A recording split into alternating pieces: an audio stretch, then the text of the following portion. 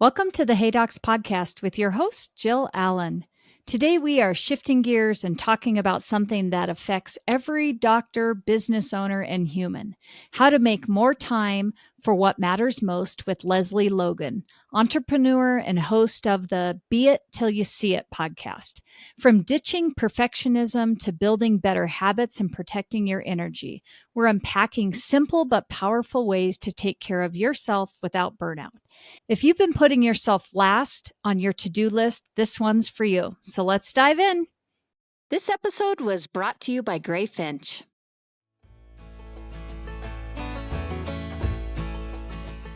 Hey docs, if you want to have a great business, the right practice management software is essential. But some can be slow, outdated, and lacking good support. That's why I recommend Gray Finch to all orthodontists. It's the fastest, most reliable, and most secure platform to grow your business and improve your efficiency. It's completely web-based, so you can run your entire practice anywhere and from any device with no servers, no downloads, or hidden fees. They even have the most helpful and responsive support team around. Right now, Gray Finch is giving a $500 discount to our listeners. Visit grayfinch.com/Jill Allen to learn more and see why it's one of the fastest growing providers in America.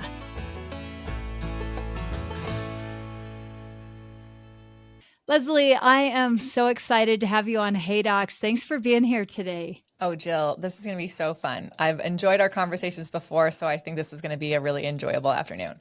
Yes, absolutely. So what I would love from one podcaster to another, in the event that my audience maybe does not know who you are or have not listened to your podcast before, I'm wondering if you wouldn't mind just talking to us a little bit about your background, what inspired you to get into helping professionals make themselves a priority again. Yeah, thank you. Definitely didn't think that's what my job was going to be. I really actually thought I was going to, you guys, I thought I had a dream job and had my life ready for me before I even left college, because I was working in a high-end accessory store. So we're talking like diamond pretzel shaped necklaces. Okay. Like things like diamond leaf styled bracelets and rings and just things that would be, you'd see in People magazine, stuff like that. And I just loved what I did and I was really good at it. And I thought I was going to be a buyer for them someday and then take over the store someday, because we all thought retail was never gonna change. But so I've made it. I graduated college and just thought I had my professional life figured out, but didn't really have my personal life figured out. In fact, I never really thought I did. Like I struggled in all parts of that. I had friends. So if anyone is listening, they knew me in high school. Yes, I had friends. I wasn't like that, but I just never really felt like I could connect to people. And I felt like I was always trying to like prove myself and make myself feel like enough. And I had no actual friends at the time of when I found Pilates, because all of them had moved away after college. I stayed. So I had the great job and they all moved back home. And so this girl invited me to a Pilates class and I was like, oh, that's an infomercial workout. It can't do what it says it's going to do. It's such a gimmick, but I needed a friend. So to go to this class, and in this class, I felt parts of my body I'd never felt before. And my major in college was not in retail. It was in kinesiology. So I was like, I know the muscles, and I was feeling parts of my body I never felt before. And I realized I really loved going to this class. And so how I felt. So I changed my entire work schedule. So I'd go every day.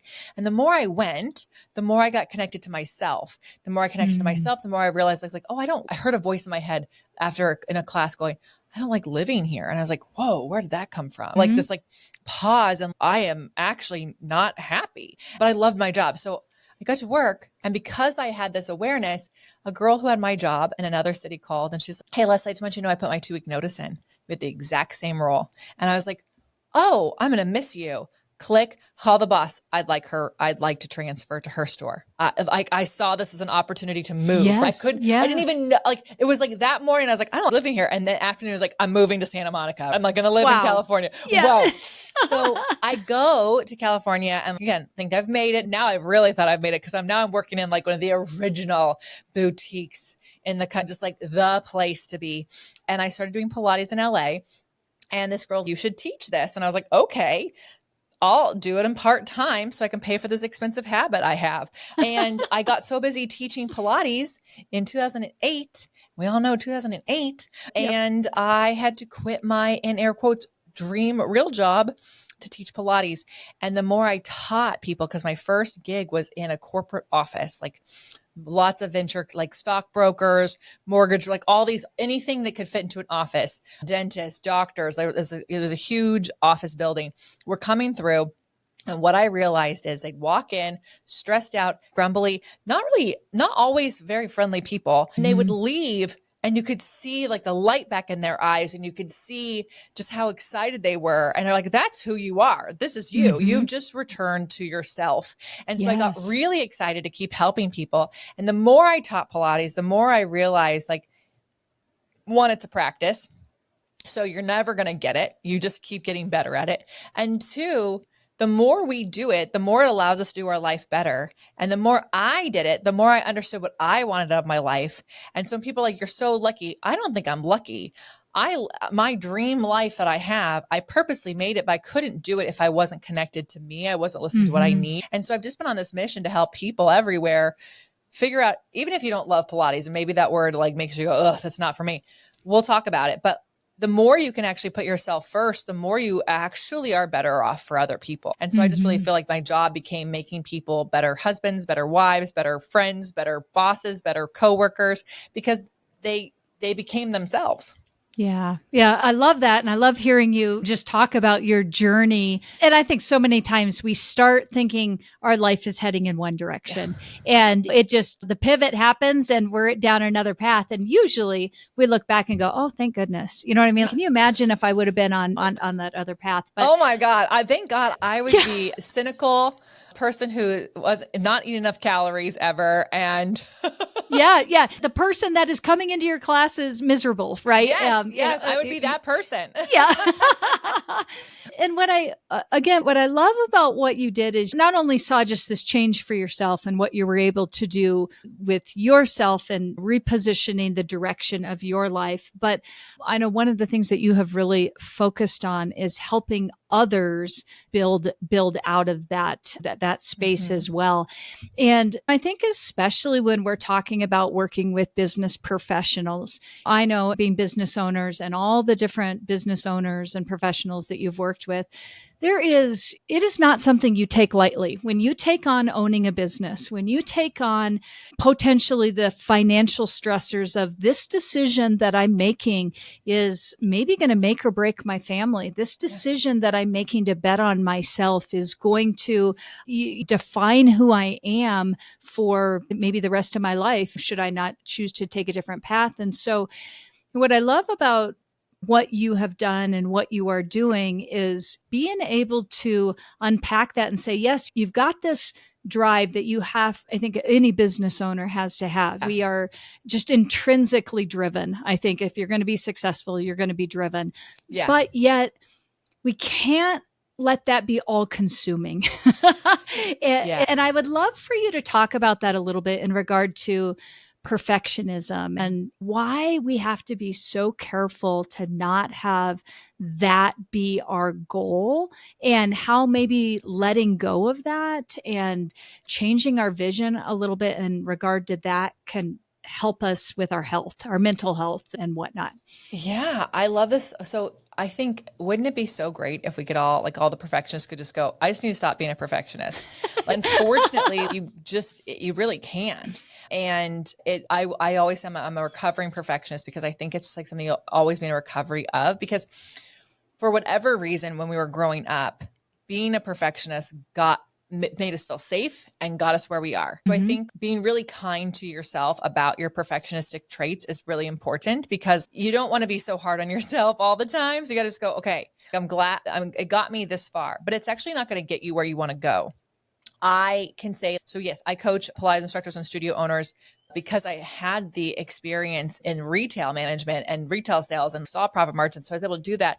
And what happened is I realized if you're always focused on like, you got to hit this goal, Otherwise, it's a failure. You're failing a lot. I had to start to figure out, okay, because I had bosses go, you didn't hit the goal. And it's, yeah, I worked my ass off to get there though. Yep. What are you talking? Like, why aren't you looking at the effort? And so then I had to start looking at going, okay, if we don't hit a goal perfectly, but we acted like the team that could, we did the things that if the stars had aligned, we would have done it, right? Then how can we make that enough? How can we sit back and yes, learn from everything, but how can the efforting be enough? And so that was a really interesting thing to learn as I was becoming more of a Pilates instructor and studio owner and things like that, like going on my journey. I was like, okay, being perfect at this no one's going to want to work with me. Because if their effort is not enough, then like why, at some point you just got to go, we keep failing. Why am I here? Or you're setting the goals too high for yourself, right? What's going on there? So had to figure out a way like that people would want to work with me. And then two, when I left working for corporate offices to run their Pilates studios and started my own thing. And I get it. You brought up, if you're a business owner, you're taking on a financial responsibility. It scared the heck out of me to add a team member. I was like, oh my God, now I'm responsible for you too. I'm responsible for myself and you. Like, so I had to, when you have a perfectionist tendencies, it's a constant battle with the part of your brain that's, this isn't enough. And we have to put it out there to get the feedback, because the actual thing is when you make something super precious, you spend all this effort and time, you spend employees' time on it to put it out there, and then it doesn't work. And then you're like, then you start to push harder, thinking if I just push harder, it'll get better. And it doesn't. But when you put things out there in process, you actually do get people asking questions, and it makes you realize, wasn't clear when I said it this way. And so you can start to get feedback before you actually invest too much time, too much money into something. And so I had to learn that the hard way. There was in 2016, I wanted to build together like a coaching group for Pilates instructors and studio owners. And I worked really hard behind the scenes, and I spent money on this website, all these different things behind the paywall, blah, blah, blah. I put it out. I didn't tell anyone about it until I was ready, I had to be ready, right? We all have been there. Ready. Had to be so ready. And I put it out there, and you guys, no one bought it. And I talked about it for 6 months. And no one bought it. And I just cried. I cried in my apartment. I just felt like such a failure. And there was this part of me, it's like, you're trying to be too perfect. Like your perfectionism creeped in here, and you tried to make it perfect before you told people about it. You made it too precious. So I dismantled the whole thing, and I had to start from, okay, let's just put this one thing out there. Do people like it? Oh, they do. Oh, let's try it again. Oh, they still like it. Okay. Now that we got people liking it, let's ask them if they like this thing. Okay, let's put that out there. Oh, that was a hot mess. Hold on. Let's change the systems. Let's make sure this is here. Okay, let's put it out again. And it is hard as a perfectionist. Oh my God, I felt like embarrassed. Like I had to go through all these emotional things. Shame. I can't believe people are seeing that like the website didn't work. Oh my God, I'm telling them how to have a website and my website doesn't work. And you have to just go, you have to get over yourself, because the sooner I did. So in 2018, after 2 years of like testing things, then I launched a new version of it, and we got a few people, and then we got a few more people, and then a few more people. And then we kept tweaking things and getting feedback. And then in 2020, we doubled the membership. So that would never have happened if I try to stay with the first one and just force it to happen. So I know it's hard. I haven't given you any strategies as a perfectionist of what to do, but I do think like a couple things to notice is like where does your perfectionism show up? It doesn't show up everywhere. Like, yes, how we do one thing is how we do a lot of things, but you can be a perfectionist at work and you might be a crappy cook. You know what I mean? So I do think like notice where it's showing up, and then where is it a strength and where is actually a hindrance? Because I think you should absolutely be perfect or try to do the best you can do when it comes to your client work. But when it comes to the behind the scenes work with the team and putting things together, you have to understand that it's going to look a little messy.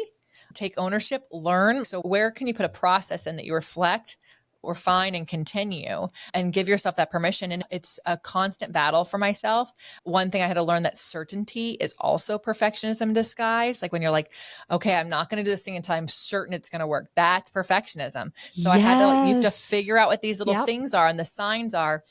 And then I would also just say, if you have people on your team who aren't that way, get them to tell you, oh, your perfectionism is showing. Hey, get a code word, because sometimes you just need someone to show you like, oh, you're getting in the way of things. Because my business would absolutely have been exactly what it is sooner if I got out of my own way. If I hadn't tried to make it so precious. Yeah, that's such great advice. And I think, especially within our industry, I know a lot of the listeners on my podcast are all doctors, and so many of them, this is where we live. You live at being a perfectionist, top of your class. You're all the way through schooling. You're looking at the details and you're refining a bite and making just anything and everything that we're doing. They're living in millimeters and everything has got to be perfect. And so I think, to your point, so many times that just rolls over into then on the business side of it, and it just becomes the hindrance or the thing that stops you from moving forward. I've had so many discussions with doctors over the years where they want to be a business owner, but they want to also be assured that every single thing is going to be exactly right before they become the business owner. And sometimes you have to be like, you just got to jump off that deep end and swim. You just got to do it, and it'll work itself out. It's going to be messy and it's not going to be perfect, and it's going to be a little sloppy, and you're going to look back and go, ooh, I shouldn't have done that. I know. I think if you really need everything to run perfectly before you take a risk, I do think it's important for you to be an employee for a while longer and figure yourself out, because those are what they call velvet handcuffs or golden handcuffs. But the truth is that there is zero certainty. And especially in today, right? My business is completely luxury. It's like fitness is considered luxury. It's considered a privilege thing. It's an extra thing. I think it's not. I think absolutely moving your body is essential for longevity. And there's proof and scientific proof of that. But the truth is no one's insurance is paying for this. So I have to know that I can only control what I can control. It is really hard, but it's a lesson you got to get through to yourself before you do things, because you will ruin your business if you take your perfectionism and getting a great bite into how everything is going to, it has to end up like this. Your business is not a science experiment. Yeah. It's definitely an experiment, but it's not, everything's going to be repeatable. For example, we used to run a program. It was a week-long program. And the first time we ran it, we had a 20% conversion. Fabulous. We did it for free. So we had a bunch of people sign up and we had this great conversion. The next time we ran it, we charged for it. We actually had a huge conversion because it was May 2020, and every Pilates instructor and studio owner was like, help me with my business. Sure. Right? Yeah. Help me. Things are reopening. I don't know how to do this. I'm freaking out.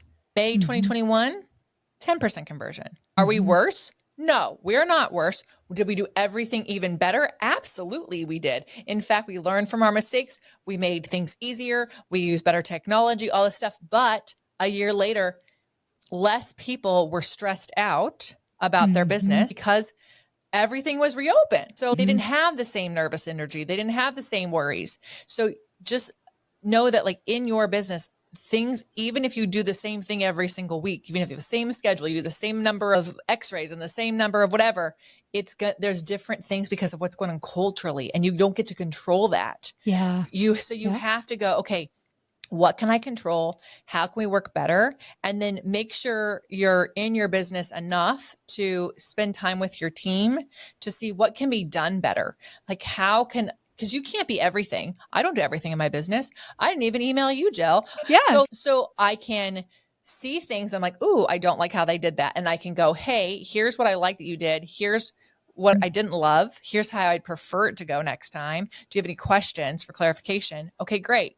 And if they make the change, we all move on. If they don't make the change, then we have to address that with another confrontational conversation, which doesn't mean it has to be a fight. It just means I have to confront them, have an honest conversation, see how it's going to go.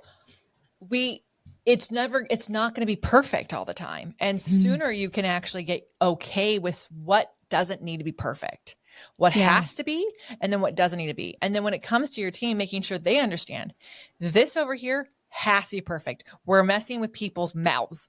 Like, that can affect their gait or whatever is going on, right? Yep. So you have to understand that. But then the rest of the stuff, hey, this over here, if you see a better way, I want to know about it. I want to talk about it. Let's try it out. Let's empower you. It's not easy to delegate and let go of control, but you will burn out if you're trying to do everything. And I do think like being a business owner is the coolest thing I've ever done. Like I do find myself to be a very unemployable person. I do believe that the dream job that I had, they would have asked me to leave, just like the corporate Pilates job I had. They literally were like, we don't want to fire you, but we have to fire you. And I was like, or I could quit. Is that what you want? You just want me to quit? Okay. So I'm unemployable. But I had to learn to get out of my own way. I had to learn just like, how do I be in practice as a human? I'm a human trying to be better every day. And it's freaking hard. It's just hard. Yeah, you're exactly right. And I love it because you're just telling it straight. And this is exactly, I think, no matter what profession you're in, these are the struggles that I think most business owners go through. And I'm curious to also just hear your take on what do you do or what have you done to just make space in your schedule? Because like you said, burnout is so prevalent. We see it. I talk to doctors all the time who are like, I got into this because this is what I love. I'm 8 years in and I am so burnt out and done. Like I can't even see myself going another 8 years. Yeah. And so I'm curious what you suggest, having gone through this and when you're talking with other business owners about just how are you making space for yourself? How are you shifting that perfectionism into also I've got to make space for myself to have this creativeness or to have this energy that I've got to keep hold of as I'm pushing forward with my goals, but knowing that there are struggles in front of me too. Yeah, I love this question. So I'll tell you in two ways. I'll tell you how I started and then I'll tell you how I shifted. So when I first wanted to create space in my schedule, I had to look at, okay, how much can I actually afford to hire? What do I actually have money to afford? And when I talk about hiring my first assistant, like I was making 6 figures alone, right? Which is amazing as a Pilates instructor. I lived in LA. So that's like average income. Okay. Yeah. But I was like, okay, I'm not able, these are the things I want to do with my time and I don't have the time for it. And that's because I'm doing these things. And of these things that I have to do, which of those can be done by someone else that I can afford to hire? And how much can I afford? And so I could afford to pay this girl $20 an hour. So that gave me 5 hours and I could afford that for 5 hours. So I could afford $100. Okay. I think that's how you do the math. Okay, great. So it's been a while since I paid that. So I was like, okay, now I charge a client $100. So I'm going to take on 1 more hour of a client. So now I'm going to buy back 4 hours of time because I have to work 1 hour to pay her for 5. So I get 4 hours of my life back. And she's going to do these things. And I'm going to use those 4 hours to do income producing things. And then as I get income producing things, I can then take some of that income to pay for more of her time and more of her time until I got her up to 15 hours a week. That's how she wanted. So that's kind of how I did it. And I just did it a happenstance. But there's an actual way for my perfectionists listening and for my people who like a process. This comes from Corrine Walsh. And she is one of the coolest business coaches, strategists out there. And I really love this. And so she said, we have to take a list of everything that you are responsible for. And I would even say, you take this into your personal life too. And it's going to take some time. It's going to be overwhelming, but I want you to sit down and anything you are responsible is your name would go on the chores chart for that. Anything that you are responsible for, or you feel responsible for, you put on the list. Okay. So it's going to be a long list, and I highly recommend putting it somewhere where you can copy and paste it because you're going to do this process a few times. Long list, okay? Then what you're going to do is you're going to go through that list, and you're going to do a scale of 1 to 10 on energy. How much energy does this bring me or drain from me? It's a joy drain list, okay? Yeah. So a 1, it is just sucking the life out of you. Okay. It actually takes you longer to do it than it should. Right. And a 10, you could do it all day, every day. You love it. Okay. And then you're going to go through this list and you're just going to put a scale of 1 to 10, right? 1, this is a 1, this is a 3, this is a 5, this is a 6. Just go through. Don't overthink it. Just put it down because it's going to make sense in a second. Then you're going to take another highlighter or marker and you're going to go through the list. And you're actually going to be really honest about what requires your actual face and your actual voice. Okay. So actual face, actual voice. So I obviously cannot put someone else here on this podcast with you. This requires both a face and a voice. Yep. Emails, they are my voice to write them. They're not necessarily me to schedule them, edit them, whatever else, put the pictures, what all that stuff is. So I go through and I start to like highlight, okay, dishes. It does not need to be me. That could be this, regardless of joy or drain, you're just circling things until you can go through and go, okay, now what is on my list? It's a 1, 2, or 3 that doesn't require my face or my voice. Those are your first outsourcing things you've got to do. Okay. Yes, and I love that. Isn't this, so it makes it so much easier because like we think, oh, I have to be the one to do this. Actually, like I had a woman fight me on this. She's, if I don't tell the housekeeper what laundry to do, she's not going to know. I'm like, oh, she'll know. I'm sure she knows. I'm sure I said, to be completely honest, I'm sure she's probably annoyed that you tell her how to do it. Like, I'm sure she knows. Oh, if I'm not there, like no, you don't need a grocery shop either. You can also have groceries can be subscribed and delivered in today's technology and with AI. In fact, my team has actually been able to use 10 million of my writings of the last 10 years. Most of them write emails and I just sign off on it. I'm like, yep. That makes sense to me. You know what I mean? So now there's so much we can do. So go through this. And and the reason I said start with 1, 2, and 3 is these are the ones that are really taking too much of your energy and making other things feel sucky. So then do that.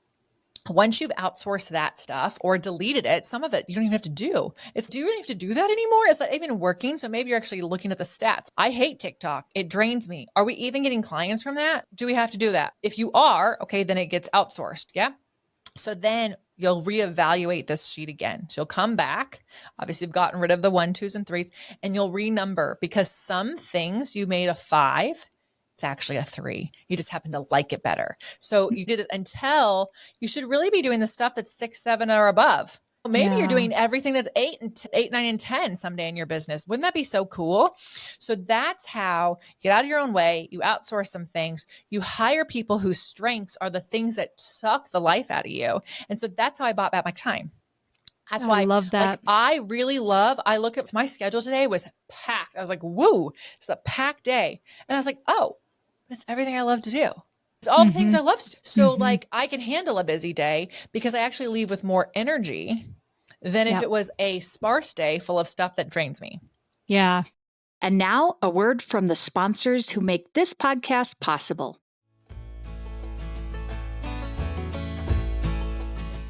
Hey docs, let's talk about Smile Suite because it's not just another scheduling system.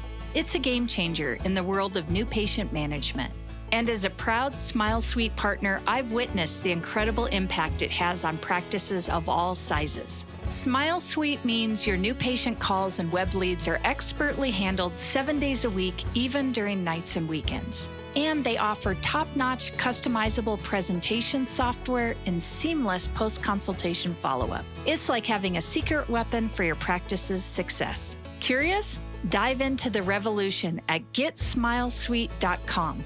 And don't forget to mention Hey Docs to unlock some extra goodies. Elevate your practice with Smile Suite because every smile deserves a suite of excellence.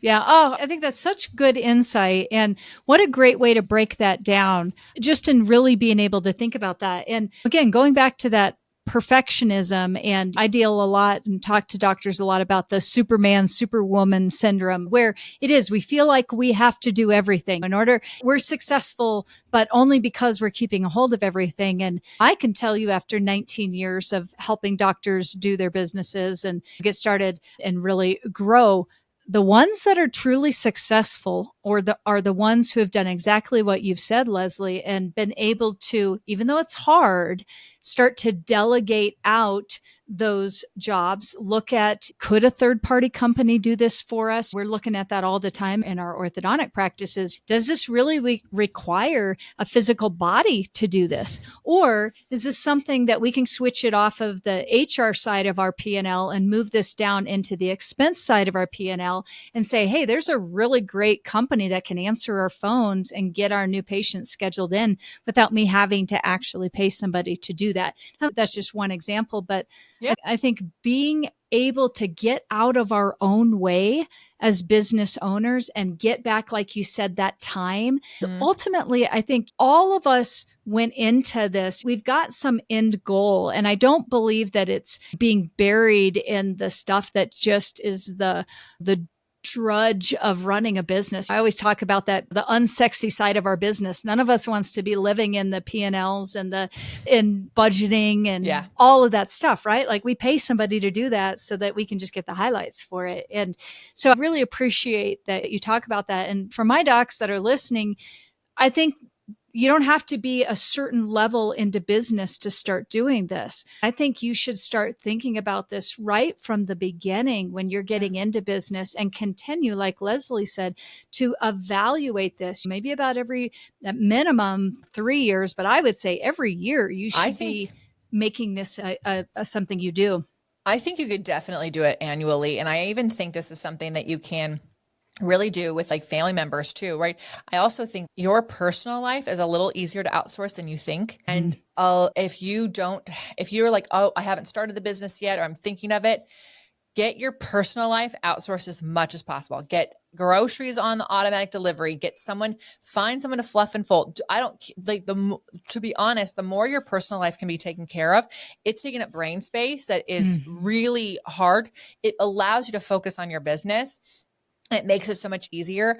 My husband is so funny. When he met me, I had a housekeeper for a studio apartment. You do? And I was like, oh yeah. He's like, you don't, like when he met me, I had barely anything. I'd actually just left a partner. I couch surfed for 3 months and had to get a deposit together, the first and last month's rent.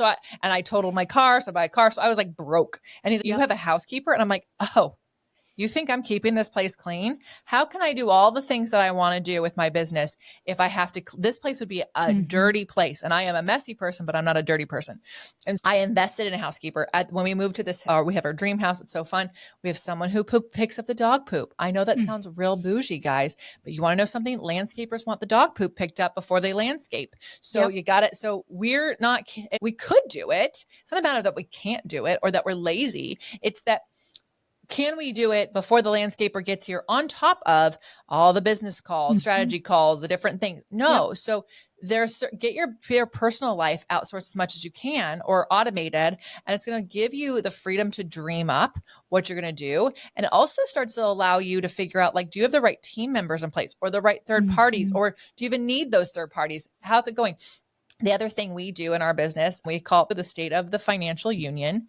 And my husband and I and the top people on our team, so it's our girl who pays all of our bills, it's our head of ops and our head of marketing. We sit there and we literally look at how much money did we make last month?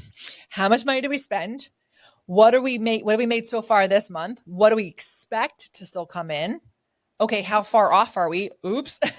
Okay, what can we do and what's going on? And we can really evaluate. Everyone's on the same page. So we know what's going on and we can start to really think, oh, okay, you know what? For a long time, we needed a development team. We needed someone to build our websites. We didn't do these things. But now website development has changed. Some of these things with Shopify or Squarespace or whatever are so much better than they used to be.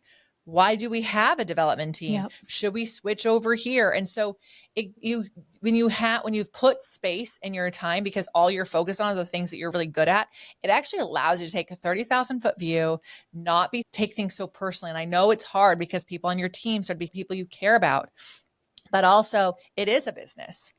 And you owe it to everybody on the team, including you, to make sure that business is working. And if you're overworked, under-earned, it's going to be really hard for you to take a 30,000 foot view from a place of authenticity, honesty, integrity, futuristic thinking. You're going to come at it from a resentment, exhausted space.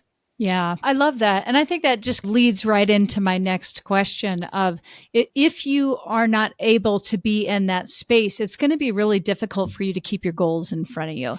And I'm wondering if you can just talk a little bit about some advice you might give in turning these goals that people may have and making it be more of that daily priority now that we've got the space to be able to focus on those goals and make them a priority?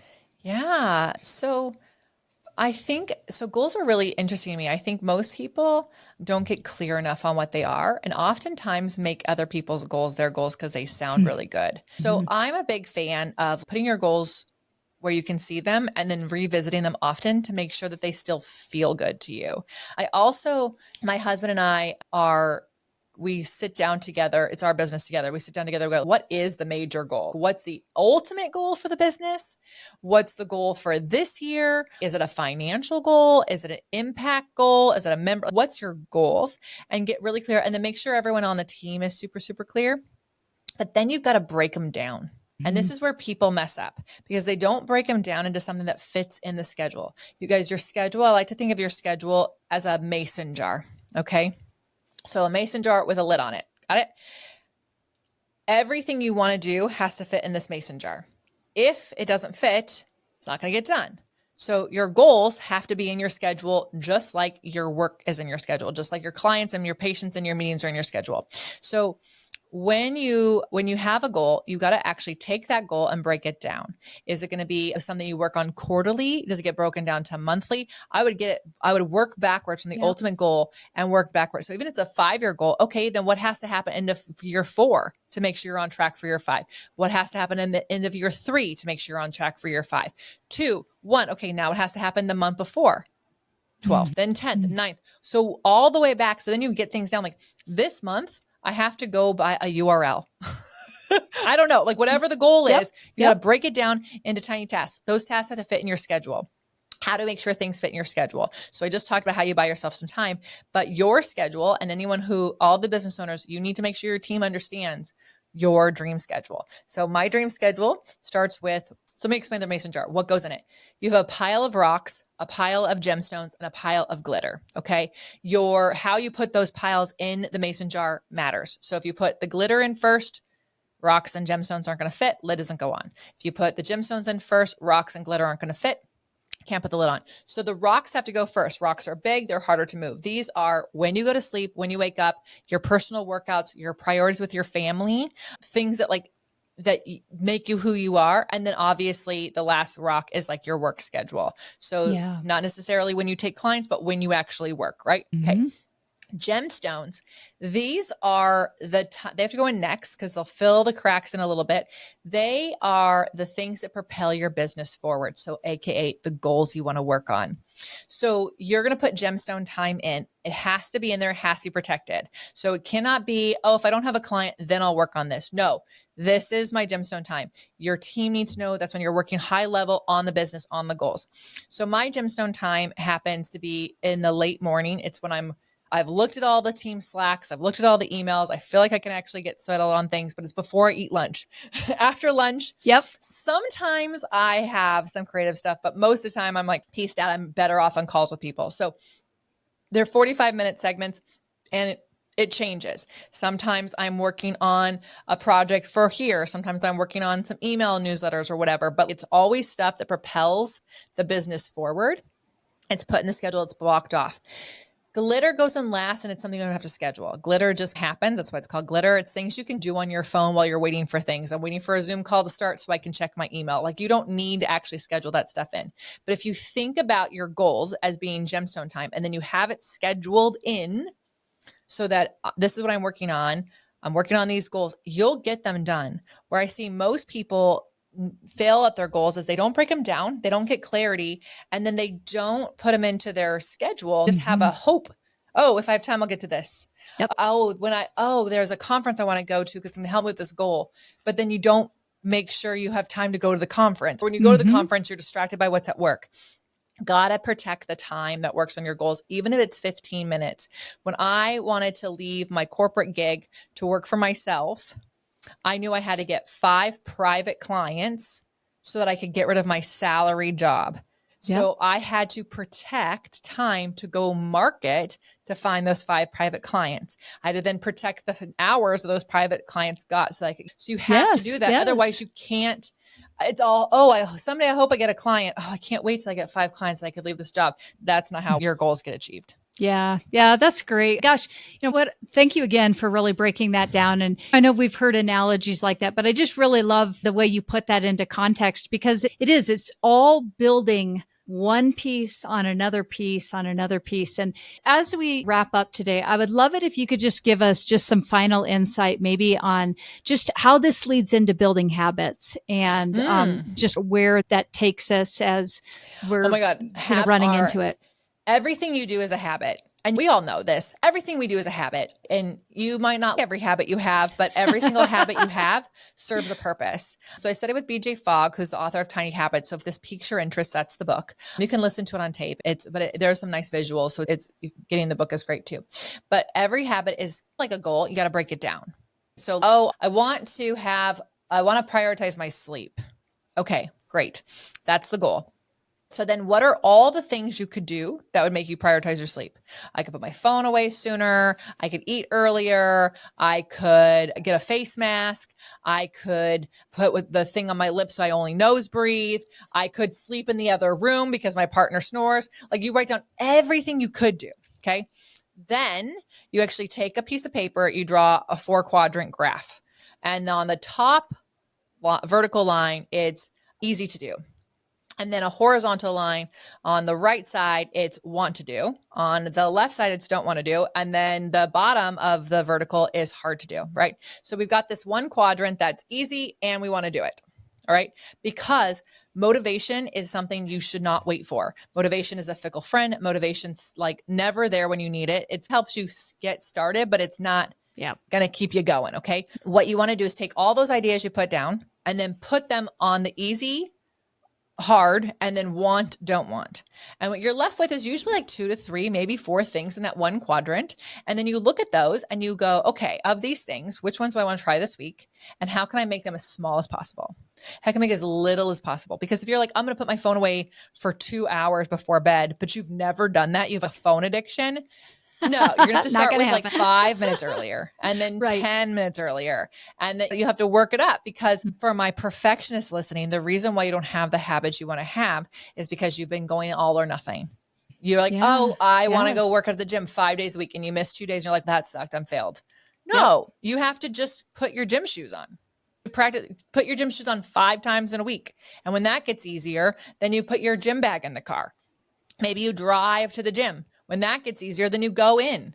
Then when that gets easier, you actually walk on the treadmill. Like you have to make them small. And I know this sounds so hard for the perfectionist overachievers listening, but I promise you the habits you want will come to you faster if you make them smaller and you actually test them out. It goes back to what I said. It's all you're just experimenting. You're just trying things on for size. You're figuring it out. And then it's easier to put them around things you already do. So sorry, guys, the prompts aren't going to work. If my phone goes off, then I'll turn it off. That's not going to work. It has to be like when after I brush my teeth, I no longer touch my phone. It has to be something like that because you always, especially this audience, you always brush your teeth at night. Exactly. Yeah, that's great. You've just given us like a power-packed 45 minutes here of just information after information. And I'm so thankful for just all of these points, because I think what's good to hear is, and I'm sure my audience definitely feels this way, is this is not all the different things that you're talking about. This transcends all industries, all business owners. All of us have to work on this in different ways within our lives. And I think you've just given us some really good tangible pieces that we can run with and be like, okay, that makes sense. And especially taking it all the way back to perfection. I think it all starts right there in so many cases. If we can just get a handle on that, then all the rest of this is going to fall into place. It really will. It really will. This is such a fun conversation. I do think it's interesting how we like to think, oh, it's different for me because of whatever industry I'm in. And yes, there are some industry specific things, but the reality is we're all human beings. And we all have a passion for something. You got into this because you loved it. And I'll tell you what I tell people that I coach all the time. You are the only person who can do what you do the way that you do it. And I'm sure you're like, but I do the same procedure that this person does. No, you're the only one who can do it the way that you do it because you're different. Even if you went to the same school and you're in the same city, the life experience that brought you to what you're doing, your passion for it, right? That is why people want to work with you. whether they're an employee or a patient, that's why they want to work with you. So if you're so busy trying to make everything perfect, first of all, no one wants to hang out with that person. To be like, if you think about your perfect life friends, I have one who she let me live with her when I was couch surfing. I stayed 2 days and got the heck out. I was like, oh my God, I don't think my socks are clean enough when I take my shoes off to be in this house. And then I'm like, can I sit on this white couch or should I have changed my clothes? I've been driving all over town. I sat on a public bench. Like maybe my seat's not clean enough. Like we get stressed out about being around perfect people. Your perfectionism is keeping people from seeing your passion. And your passion is why they want to work with you. So remember that you're the only person who can do what you do the way you do it. Take some messy action, have some fun prioritizing yourself, because then you're even more fun to be around and your business will grow. The strategies will only work if you can be present for them. Yeah. Thank you for such great advice. I know the listeners have just gotten a ton out of this. So if somebody wants to learn more about you, they're like, hey, I want to connect with Lesley. I want to listen to her podcast. I want to hear more from her. Or heck, you know what? I've always thought about getting into Pilates and I just want to learn more about that. What's the best way that they can reach you, get in touch with you, follow you? If you like Jill's voice and mine, you should listen to her on my podcast, Be It Till You See It. We talk a lot about getting out, taking messy action, ditching perfection, getting out of our own way. It's a really fun show. We do interviews on Tuesdays. My husband and I talk about the guest on Thursdays, and then we give you the holiday of the day, and then we talk about why it's weird. And then on Fridays, it's called Fuck Yeah Friday, and we actually just celebrate wins, because you got to celebrate your wins. It's freaking hard. You got to do it. So that's where you can find me there. If you do want to understand and learn more about Pilates, Pilates is a great place to channel your perfectionism, because it's all about controlling your body from your center. So you get to be in control, you get to practice being in control. And it's also super great for reversing all that stuff where you're bending over people and looking at weird things and doing weird things with your neck. It's not going to go well for you when you're older with your posture. So we can help you with that. OnlinePilatesClasses.com is where I hang out. We have online platforms, easy to take class. We used to have a lot of nurse practitioners who did their Pilates in one of the empty patient rooms. So I imagine you can do that too at your offices. And if you want to learn Pilates, there's a free, easy challenge and workshop at fullbodyinfifteen.com. So you can go straight there. There's a little workshop on how to do it. It's a 15-minute workout you can do every single day. You'll never tire of it. It's really easy to do. Ah, that's wonderful. The way I like to finish up Hey Docs is to just finish us up with a little speed round. Are you ready for a couple of speed round challenge questions? All right, here we go. What is one daily habit or ritual that you think helps you stay productive and balanced? Oh, I go for a walk every day. I love it. Now, okay, I thought for sure you'd say Pilates. Yeah, that's the obvious answer. And of course, I do that 5 days a week, but I will say a walk every day. You got to get outside and watch the sunrise or the sunset, people. You got to get present. I agree. That and just fresh air. You've got to get outside of recycled air, in my opinion. All right, what is your go-to strategy for getting unstuck when you're facing a tough problem?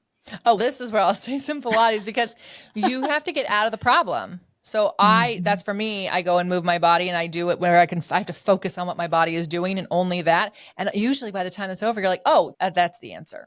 I love it. If you could add one unconventional perk to an everyday workplace, what would it be? An unconventional perk to everyday workplace. I feel like workplaces are doing it now, but I just think I think puppies, like adopted puppies. How can we get the dogs that need to be adopted in workplaces so that they get loved up on and then people get to have an emotional support animal? Yeah. Oh, I love that. And it's so interesting because we're seeing that more and more in our industry where people are bringing dogs in. All right. And to finish us up, what is one piece of advice you wish you had followed earlier in your career? I really wish that I had just relaxed when people told me just to chill out. Chill out. And I also wish I believed them when they said I was really good at it. I just for some reason didn't believe that compliment, because how could you be good at something when you're new? No, I should have just take the compliments and run with them. Yeah, that's great. Lesley, it has been an absolute pleasure having you on here on Hey Docs. Thank you so much for spending your day with us. Jill, you made my day. What a great end to my week. Thanks for having me. Yep. See you later.